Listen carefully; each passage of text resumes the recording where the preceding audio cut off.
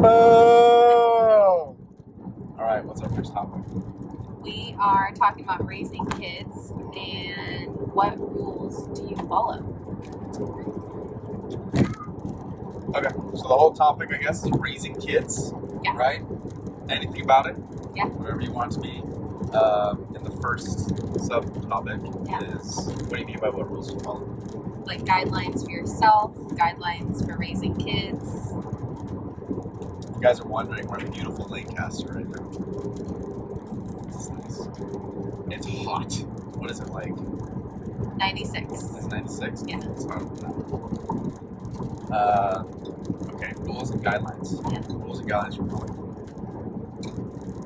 One of my rules and guidelines is I don't like my children to see sexual things. So, Amanda likes our kids to see sexual things. No, I like affection. She has more aggressive forms of affection than I do. I was raised, like, not showing aggressive forms of physical affection. Gives me crippling anxiety. That's one of my rules. And I'm working on it. They need to...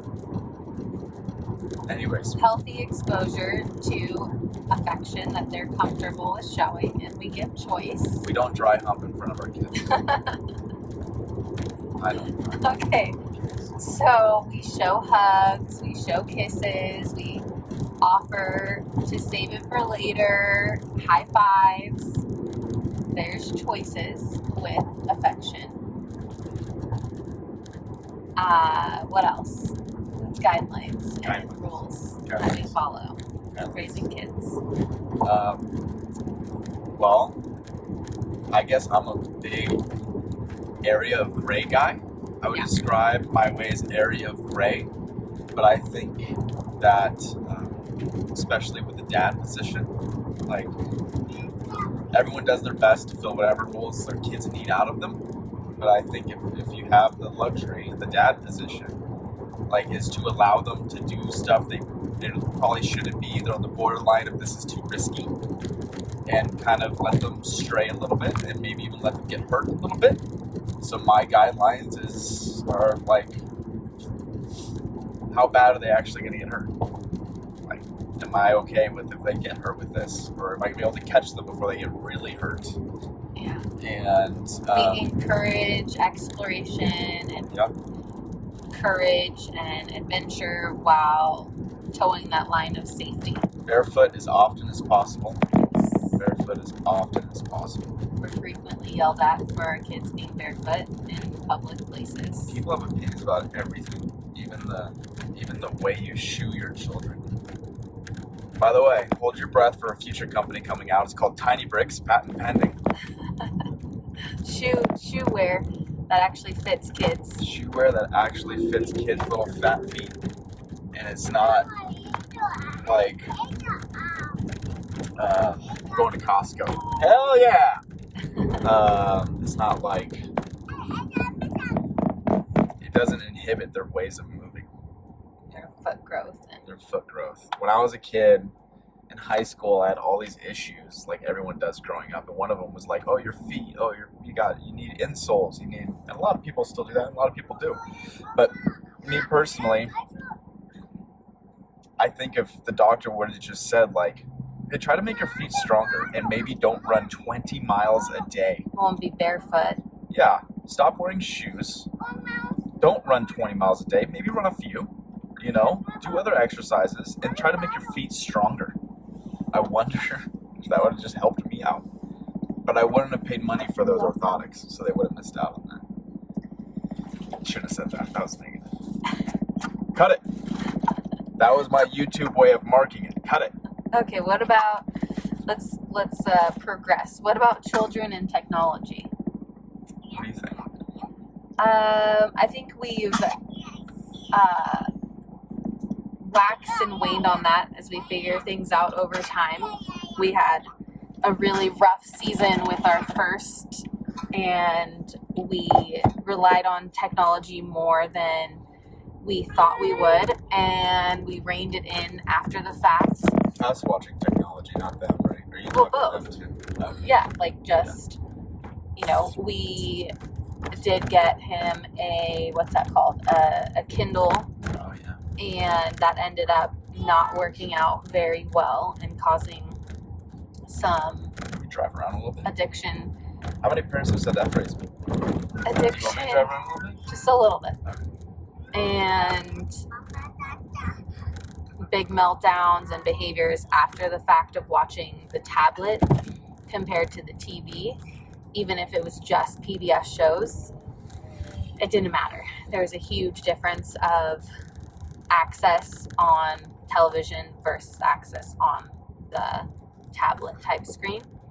So when we had our second, we did things really different, and we pretty much, she didn't get a tablet, and we took Hudson's away really early after she was born because we just saw the effects of it not going in a positive direction, at least at that age.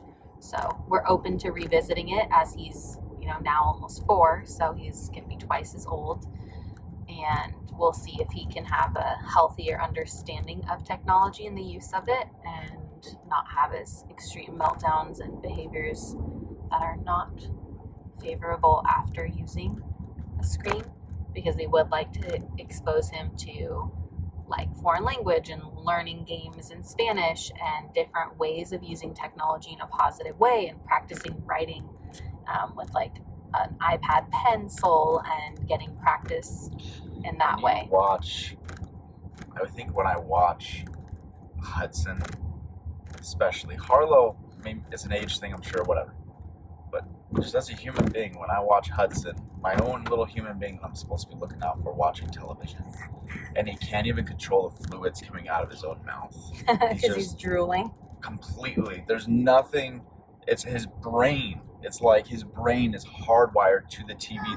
There's no disconnect between him and the TV. Minute. It almost hurts my soul. I'm like, I feel like your body's rotting right now. We should do a topic about how to work being around kids. Yeah, that's on. Right. That's on the list. Let's pause it and park.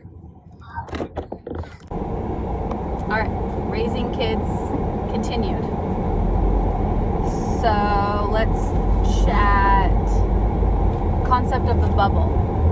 Healthy or not? What's your opinion of the bubble?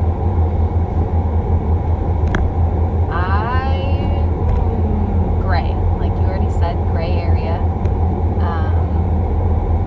I feel like there's things that, let kids be kids, and then there's other things that we share and talk about that are real life. For example, we talk to our kids about death. I'm not sure that other families are as open to talking about that as we are. We talk a lot about angels and spirits and people getting hurt or sick and keeping ourselves healthy. And I'm not, sure other people consider that appropriate for 2 and 4-year-olds. So I think that we do talk about things that maybe aren't considered keeping your kid in the bubble.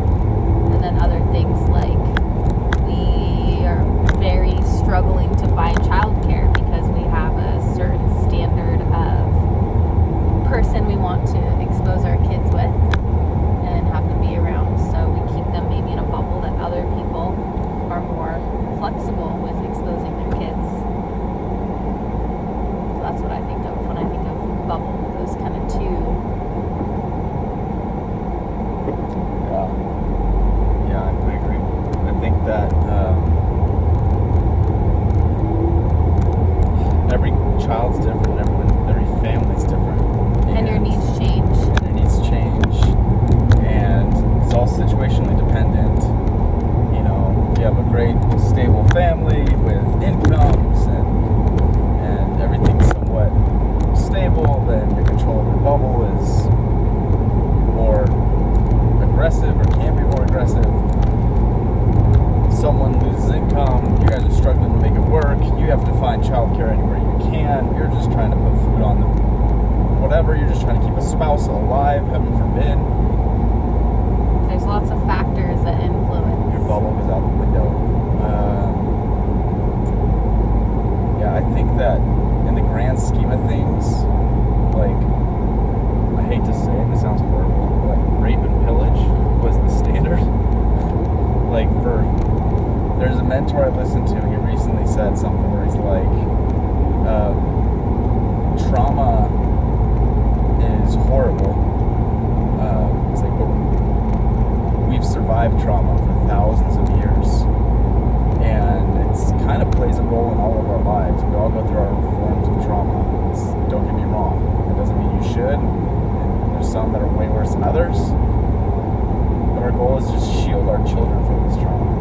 So considering our kids are still so young, I think the way I look at them is like, if I can't explain what could go wrong, or I can't explain the situation to them because they can't understand complex things, I don't want to be in a position where I have to lie to them about something. Like, if they see a person on the street and they ask why are they so dirty or this, whatever, I think they can understand the concept that this person doesn't live in a house, this person lives right here. They can't understand the financial or social or psychological impacts. So I draw the line there.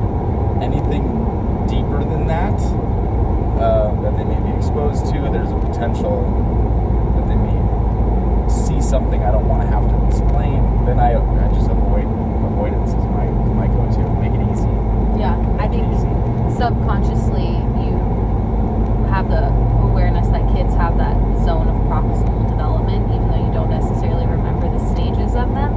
You understand what our kid can understand and what you feel comfortable sharing with them in that moment, and then explain just to that. And then as they grow and we feel more comfortable sharing more with them, but especially in our neighborhood, there's a lot of homeless people close to where we live, so we do also talk about that with them as well. I'm in this phase of parenting where I think that your parent or your kids, even though I'm sure scientifically a lot of this isn't true, but I feel like when you say something to your kids that's not true, deep down they're recording these things that they're learning from you, and it exponentially increases the likelihood that they'll be liars or that they'll expect you to lie to them. So I picture kids a lot like just emotional machines, but they're like computers. Like we're sponges now. We're not. I feel like I'm a super sponge right now. Just I will be affected by whoever I'm around for a couple days. Whoever I'm around for, it's so affected by it. They're that times 2 exponent 2. So every little stimulus they're taking in to try to reproduce, figure it out so that they can better communicate with you and grow. How do you think that, the way I look at it is they learn English without any formal education, a whole new language after not knowing any language, just a couple of years of just being around it, being around us by hyper focusing on our actions. Like, they're really smart. So if I'm lying to them about things just to make my life easier, not explain something or tell them something negative, like, I'm just training them. Because at some point they're going to learn the truth, whether it's me telling them or not, and they're going to look back and say to themselves, wait a second, but that's not what you told me 7 years ago, because I remember it vividly. I remember it like the light of day. And then the question's going to come up, what else did you not tell the truth to me about? Right. And we talked about that early on, I think, in our marriage, or even before we had gotten married, around that time, where I brought up that concept of like the Easter Bunny and Santa Claus, and then, how do our kids know what we embellished or magical, mystical stuff that we let them believe versus a lie? And the line in the sand for me is when I say something, this goes bigger picture than just lies, I guess, but when I say something, I always think to myself, do I want to say this thing because it's going to make this moment easier for me, or am I saying this thing to benefit my child in some way? So, and even then, I try to always put the truth in there. The package is the truth. So, as far as like Santa, we believe. We believe. That's something I choose to do. Yeah. Okay, more on that because we have little ears in the car. Let's do this next one. Dynamics of working and having kids around. Can I lead with this one? Yeah. I think that in the past couple 100 years, whatever, 160 whatever years, men left, right? Men left to go to downtown LA and work. Men left to whatever they did to create income. Or they left for war, left for whatever period you're talking about. But we are in a phase, I think, in Western America where men have the option and maybe the social liberty or et cetera to spend more time and have more active influence in the kids' younger ages. And I think it's a privilege. Like, not all people can do that. What's a privilege? The ability to work with your kids around. Even though it's so hard. Especially, I think, guys aren't good at multitasking. Is it Oprah that says, like, women are multitaskers or whatever? Sure. The way the brain works. Like, we're not. We have one focus and we do it. Anything in the way of that focus, like, instinct is to just bulldoze over whatever's blocking you from accomplishing that goal. So, and I think men experience reflex emotions and anger, and women express reflex emotions and sadness. So, if anything gets in a guy's way, like, so maybe women or other guys might be able to relate to me here, like, the emotion, the hormone, or whatever going through your brain right now is anger. You're managing your own anger. But if you take a step back, you're like, well, what's more important with what I'm doing right now? Is it more important for me to immediately finish buying this home contract, read this lease, work on this advertisement, buy this book, finish this to-do list? Is it more important for me to check this box as of this very second? Or is it more important for my child to have a good reflection of spending time with their father or mother? Because every interaction you have with your child, you never know which one's going to imprint them. And I don't know very many jobs where you can have your child be exposed to you. This is early, thanks. And you can still be making money along the way. You just got to manage your emotions. You got to be able to just be hyper-focused on what you're doing and then immediately release and be in a good mood for your child, a good impression. So that way, when they go to work and they're older, they have good emotions around it. Because when they saw you working and interacting and you had good emotions and they felt comfortable.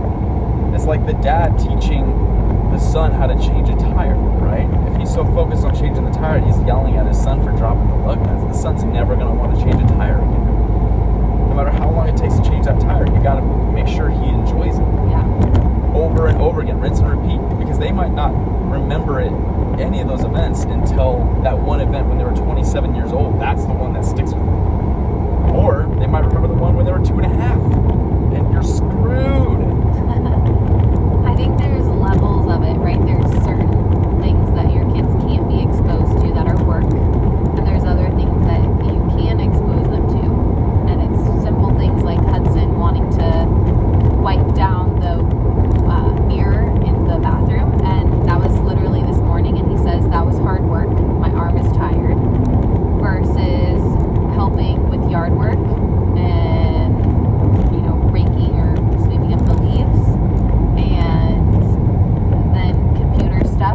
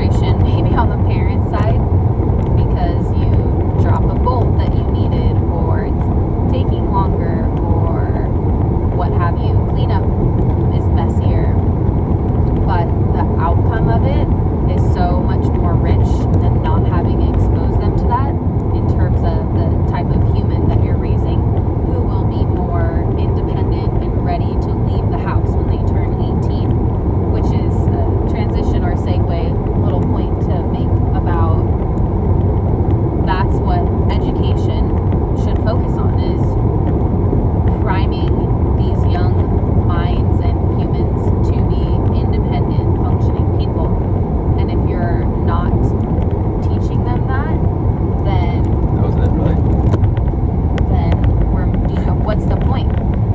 So I think this is a good point to pause again while we navigate our directions here and pick up on next time.